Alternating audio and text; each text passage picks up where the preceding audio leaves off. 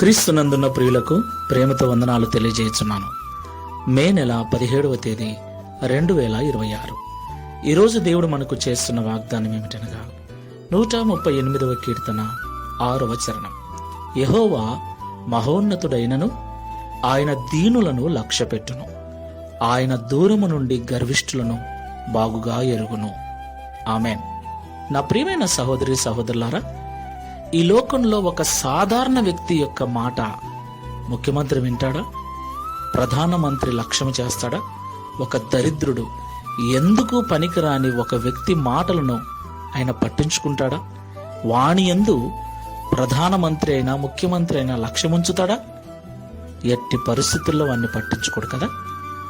ఈ లోకంలో ఉన్నటువంటి అధికారులు, ఈ లోకంలో ఉన్నటువంటి నాయకులు తోటి మనిషిని, అతని స్థితిని బట్టి అతడు ఒక సాధారణమైన వ్యక్తి కనుక తనలాంటి మనిషి అయినను అతని మాటను లక్ష్య పెట్టడు.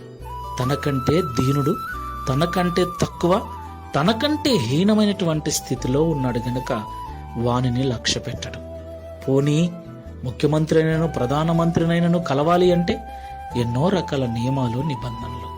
అయితే సర్వశక్తి గల దేవుడు, మహోన్నతుడైన దేవుడు, అత్యున్నతమైన సింహాసనమందు ఆసీనుడై ఉన్న దేవుడు, సర్వ సృష్టిని నోటి మాట చేత కలగజేసిన దేవదేవుడు అంటున్నాడు, నేను మహోన్నతుడనైనను నీవు దీనుడవై నిన్ను నువ్వు తగ్గించుకొని ప్రేమ కలిగి జీవించినట్లయితే నీ యందు నేను లక్ష్యం ఉంచుతాను అంటున్నాడు.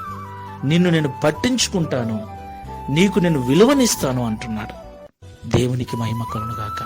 ఈ మాటలు వింటున్న ప్రియ సహోదరి సహోదరుడా, ఒక్కసారి ఆలోచించు.